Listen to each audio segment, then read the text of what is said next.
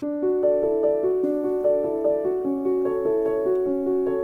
pagi, salam sejahtera untuk kita semua. Perkenalkan, nama saya Dr. Andus Jackman Sinulinga M.Pung.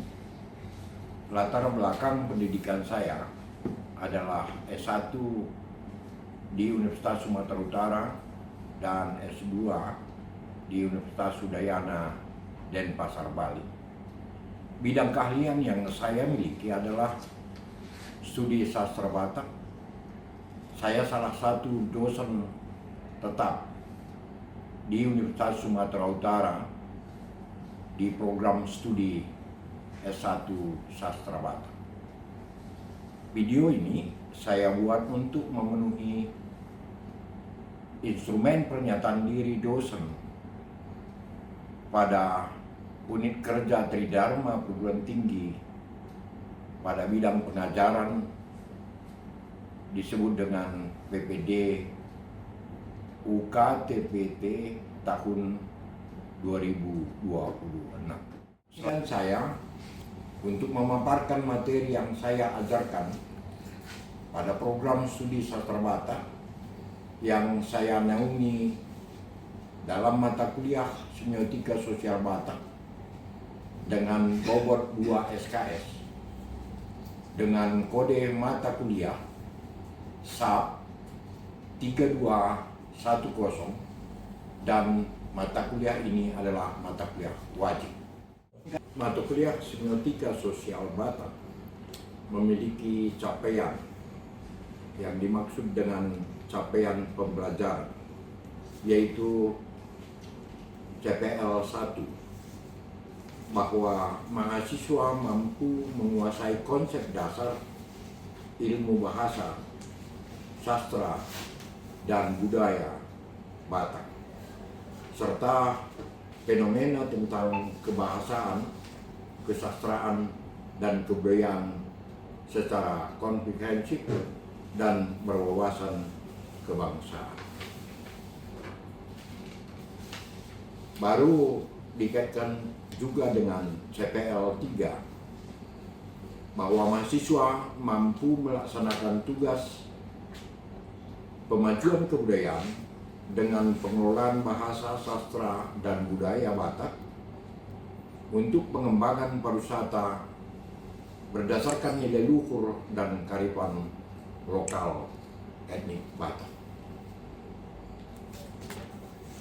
Baru yang ketiga, berkaitan dengan CPL 4, mahasiswa mampu menciptakan lapangan kerja melalui pemahaman keilmuan bidang kebahasaan, kesusastraan, dan kebudayaan Batak, sehingga menghasilkan lulusan berjiwa kewirausahaan yang berpikir logis dengan pemanfaatan teknologi informasi. Ya, bahwa mata kuliah Semiotika Sosial Batak memiliki capaian pembelajaran mata kuliah atau CPMK yang terdiri dari 6 bagian. Yang pertama, mahasiswa mampu menjelaskan konsep dasar semiotika yang diikuti oleh para ahli Saussure, Charles Sandervich, dan Roland Barthes, dan relevansinya dalam studi budaya Batak. Yang kedua, mahasiswa mampu mengidentifikasi jenis-jenis tanda dan simbol sosial budaya dalam masyarakat Batak berdasarkan kategori ikon, indeks, dan simbol. Ketiga, mahasiswa mampu menganalisis representasi tanda-tanda budaya Batak dalam teks lisan, umpasa misalnya, visual, rumah adat, dan upacara adat atau ritual. Yang keempat, mahasiswa mampu menyusun karya ilmiah yang menginterpretasikan fenomena simbolik dalam budaya Batak dengan pendekatan semiotik. Yang kelima, mahasiswa mampu menyajikan hasil analisis secara lisan dan visual menggunakan media digital yang mendukung pelestarian makna simbolik budaya Batak. Yang keenam, mahasiswa mampu menunjukkan sikap kritis, etis, dan terbuka dalam memahami makna simbolik budaya Batak dan hubungannya dengan nilai multikultural. Deskripsi singkat mata kuliah ini adalah membahas teori-teori dasar dan terapan dalam bidang semiotika, khususnya semiotika sosial yang digunakan untuk menganalisis tanda dan simbol dalam budaya Batak. Fokus utama mata kuliah ini adalah pada pemahaman struktur, fungsi dan makna yang ada dalam budaya Batak seperti ulos, umpasa, rumah adat, gondang, dan upacara ritual adat Batak lainnya sebagai satu sistem representasi sosial. Mahasiswa diajak untuk mengkaji makna di balik praktek sosial secara simbolik pada masyarakat Batak melalui pendekatan semiotik, baik oleh para ahli Ferdinand de Saussure, Charles Sanders Peirce, Roland Barthes, dan begitu juga Stuart Hall. Selain pembelajaran teoritis, maka mahasiswa ini juga akan mampu mengembangkan keterampilan analisis, penulisan ilmiah, dan interpretasi visual, serta membuat produk budaya digital berbasis hasil kajian. Mata kuliah ini mendukung pelestarian budaya lokal, penguatan identitas multikultural, dan literasi simbolik dalam konteks akademik dan sosial. Bahan kajian materi pembelajaran mata kuliah ini adalah sebanyak 14 kali dengan ditambah 2 kali ujian UTS dan ujian semester. Begitu juga acuan di dalam bahan kita ini ada 10. Yang pertama, pengantar ilmu semiotika. Yang kedua, teori semiotika Saussure dan Charles Sanders Peirce. Yang ketiga, semiotika budaya sosial oleh Roland Barthes. Yang keempat, pengenalan tanda budaya Batak, termasuk kategori ikon, indeks, dan simbol dalam konteks upacara adat Batak. Yang kelima, struktur tanda dalam ulos, gondang, dan rumah adat Batak. Yang keenam, makna simbolik dalam upacara adat Batak. Yang ketujuh, semiotika teks lisan, analisis umpasa, turi-turian, dan tutur, dan lainnya. Yang kedelapan, simbol visual dan arsitektural Batak, rumah adat, ornamen, dan tenun Batak. 9. Simbol dan gender dalam struktur sosial etnik Batak. 10. Teknik penulisan karya ilmiah tentang simbol budaya Batak berbasis semiotika. bentuk pembelajaran, metode pembelajaran dan penugasan mahasiswa terkait dengan mata kuliah semiotik ini adalah kita mengadakan diskusi, discovery learning, presentasi, dan tugas.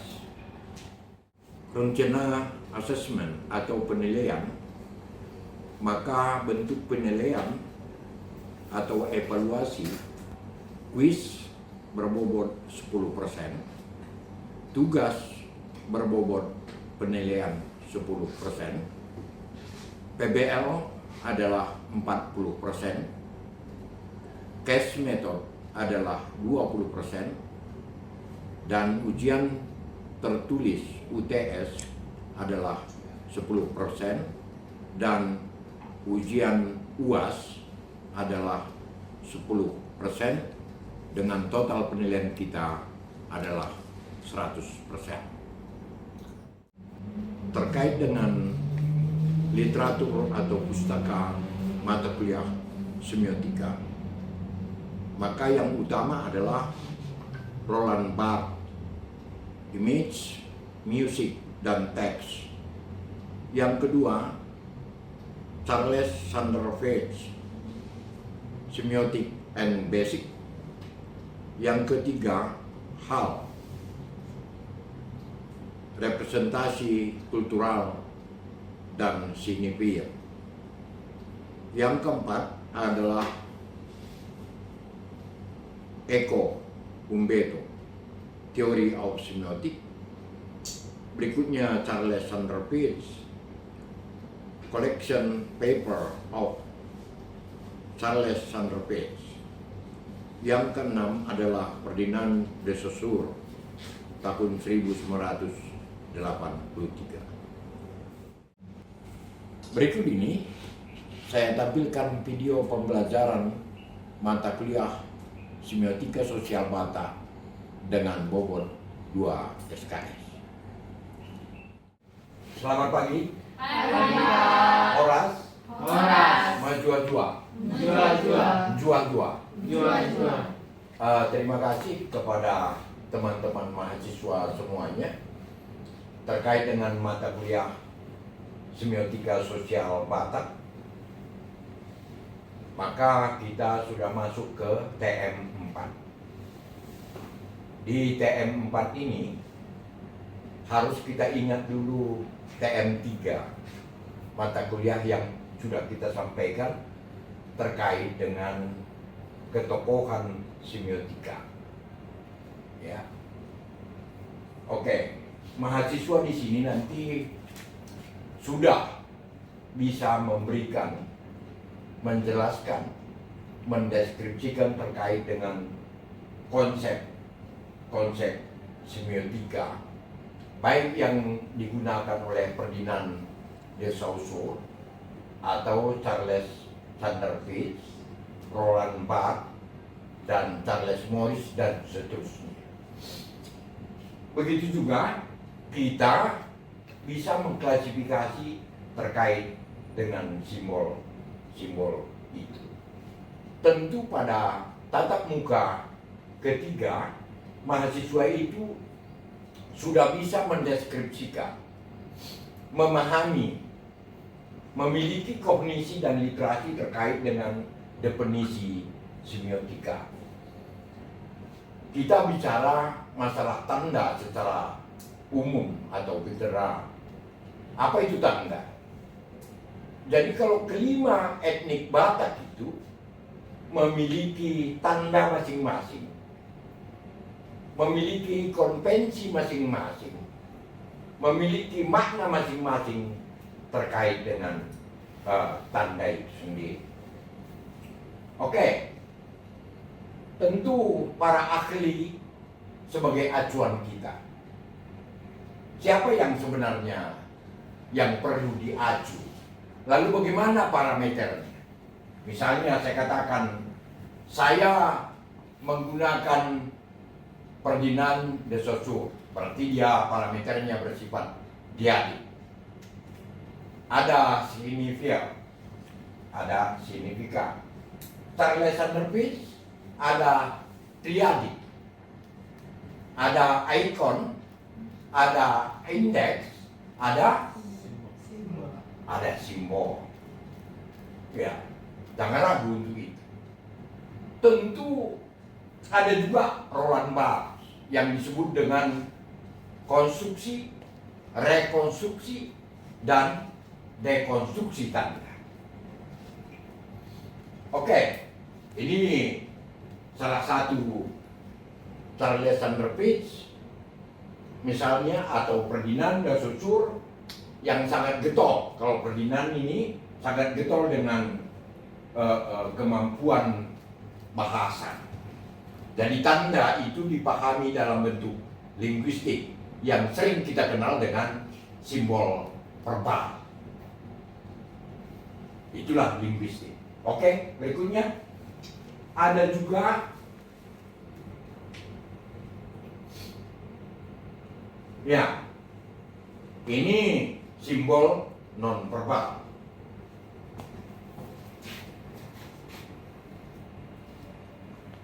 Ada ini siapa?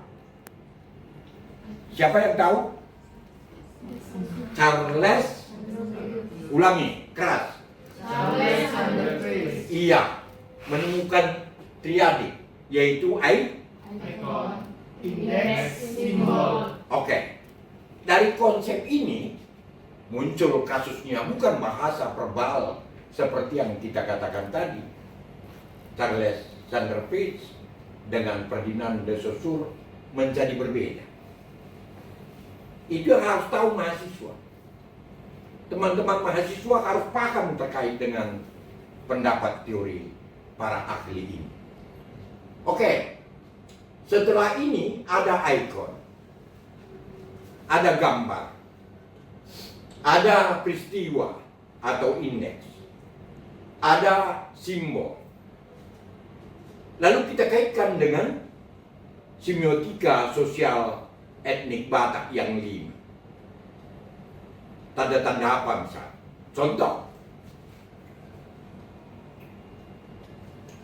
ini etnik Batak yang mana punya ini? Karo. Iya, Batak Karo. Dia punya gambar. Ini artinya kalau kita jelaskan ini secara ilmiah, bahwa mahasiswa itu mampu memberikan gambaran hidup, kehidupan etnik Batak Karo. Etnik Batak Karo. Harus ada namanya. Mengapa ini bentuknya? Kapan digunakan? Indeks ya. Lalu apa maknanya? Siapa yang memberikan ini kepada siapa? Tuturannya apa? Tapi jangan lupa, ini tidak berlaku untuk etnik Batak Toba, Angko, Angkola. Mandai, Mandailing. Simalu. Simalungun. Ini gambaran untuk etnik Batak. Karo. Oke. Ini punya siapa ini? Etnik Batak. Toba. Oke, ada namanya. Kalau di Toba ini namanya ulos. Ulos apa? Pasti ada namanya.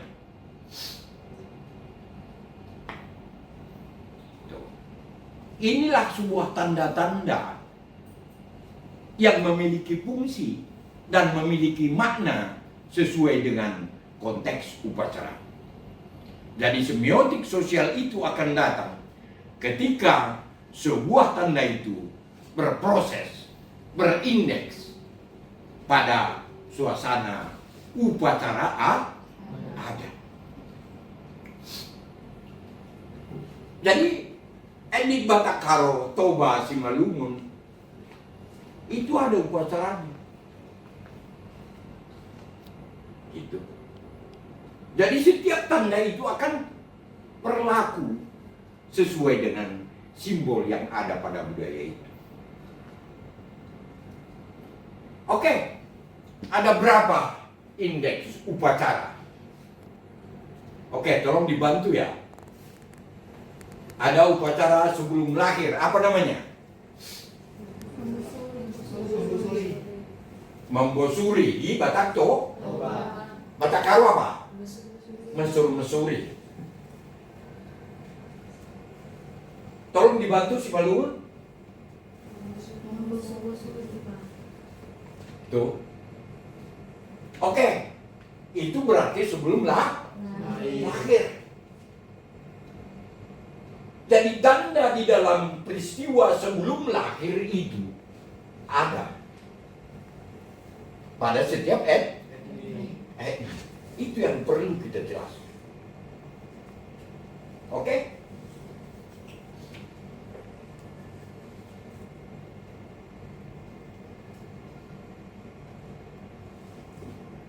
Oke. Jadi lingkupnya semiotika itu menjadi luas kan. Bahwa ada gambar tertentu. Ya. Bahasa bisa, simbol non verbal bisa. Apa intinya? Semua simbol itu memberikan sebuah pesan. Memberikan sebuah nilai. Jadi konsep kearifan lokal akan diantarkan kalau kita menggunakan lingkup semiotika. Oke, terima kasih. Kita lanjutkan bahwa ruang lingkup semiotika itu sangat luas.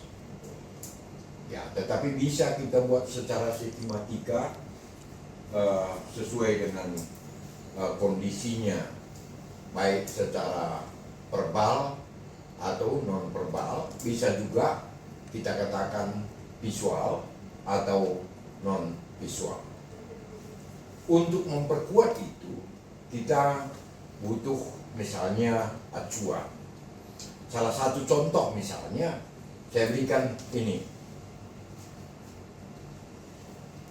Mudah-mudahan teman-teman memiliki buku ini atau berencana membeli atau mengkaji dengan teori. Ya. Ini apa namanya? Oleh Umberto Eco, teori semiotika.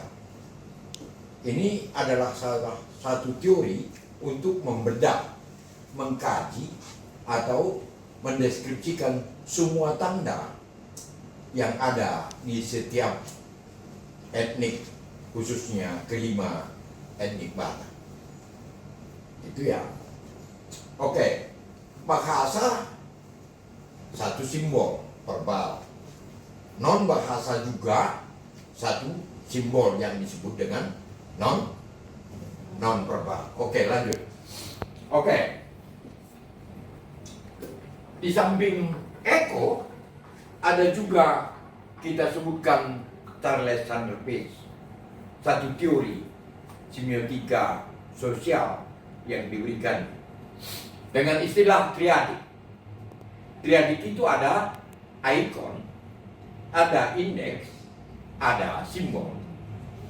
Salah satu local wisdom atau ciri atau tanda yang khas di Batak, kelima Batak itu adalah aksara. Iya. Kenapa? Karena aksara itu adalah simbol satu suku kata. Ya. Jadi kalau misalnya Akabapana wagaja dara mata sayang adalah canda mbak iu ditoba. Oke. Di Simalungun ada kelima etnik Batak itu memiliki aksara. Oke, lanjut slide berikutnya. Oke. Ini namanya simbol apa? Sinawalu. Kalau hanya 4 ini, Sinaopat namanya. Lalu menjadi pertanyaan dari semiotika yang perlu kita jelaskan. Simbol apa ini? Cina Opat dan Cina Walui. Bagaimana bentuknya? Mengapa begitu bentuknya? Apa fungsinya? Apa maknanya? Nilai apa yang terdapat pada? Inilah pertanyaan-pertanyaan yang harus kita jelaskan secara teori semiotika. Ada juga mata angin. Ya. Penjuru angin. Ada berapa? Ada 8. Ini juga ada ciri khasnya. Lanjut. Tuh. Kita katakan ini semua local wisdom. Ada rumah adat. Di rumah adat itu secara sistematika bisa kita lihat berdasarkan ikonnya, indeksnya, simbolnya. Istilah apa ini? Gorga. Kalau bahasa Batak Karo apa namanya? Gerga. Kalau Simalungun? Ayo keras. Pina. Keras? Pina. Oke. Ini juga. Jadi ada ulos kita seperti ini tadi. Ada rumah adat kita. Oke. Ini namanya Uis Ose di Karo. Di Simalungun apa? Iyo. Hio. Di Batak Papa apa namanya? Oles. Di Toba apa namanya? Ulos. Ini punya simbol semua.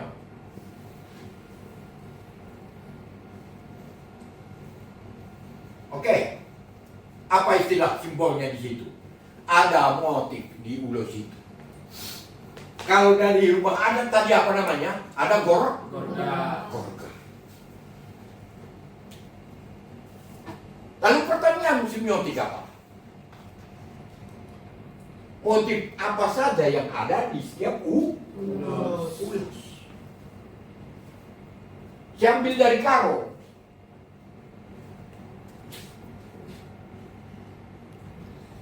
Ada berapa motif di sini? Ada berapa garis? Mengapa merah? Mengapa hitam? Kecenderungannya warna merah. Mengapa? Ini harus bisa dijelaskan dengan teori semiotik Sosial. Maka harus ada renungan dan tugas. Pertama, tugas Anda ambil objek apa saja dan tentukan. Yang kedua, coba dianalisis dengan teori semiotik. Iya. Caranya, bagaimana bentuknya? Apa fungsi? Apa maknanya? Apa nilai apa yang terdapat pada simbol itu, pada tanda itu? Oke, minggu depan saya tunggu sebagai tugas Anda di rumah, bahan diskusi kita. Ya. Dan terakhir nanti, tugas mata kuliah ini memiliki dua, ya, dalam bentuk Jurnal. iya.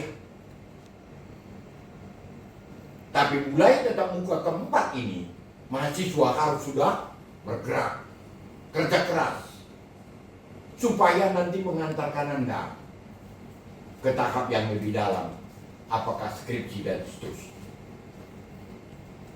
Oke, minggu depan Anda sudah siap? Siapa? Oke. Terima kasih kalau Anda sudah bisa presentasi dan memberikan penjelasan terkait dengan tanda atau simbol budaya. Satu elemen saja. Oke, saya akhiri perkuliahan kita tatap muka keempat ini dan akan kita sambung pada minggu berikutnya, yaitu tatap muka kelima. Terima kasih atas atensi Anda semua. Terima kasih, Pak. Tepuk tangan.